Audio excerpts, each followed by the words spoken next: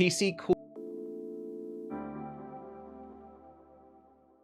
Started about a week ago on an iBuyPower gaming PC with Windows 10. If I put the computer in sleep mode or power it off, the fans keep running at high speed.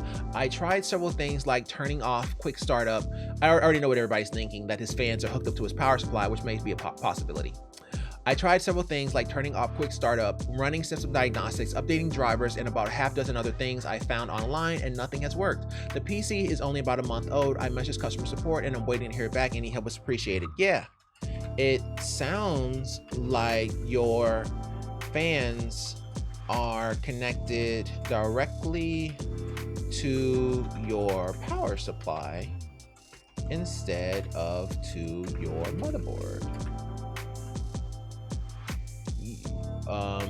You can open the case panel to trace and find out if this is true.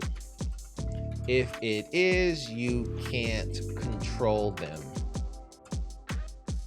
They are like a teenager. They are like teenagers at no, I'm not gonna say that. That's not even a funny joke. I was gonna say they are like teenagers at that point, but yeah. Is it funny enough? Nah, it's like mediocre funny, so I'm not gonna do it. I'm trying to rate the level of funny or whether or not I should put that in there. You can open the case panel to trace and find out if this is true. If it is, you can't control them. Okay, it's slightly funny, but it's not super funny. So we'll just leave it alone.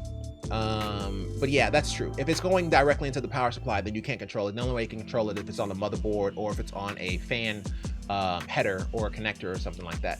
Header, yes, but also going into like a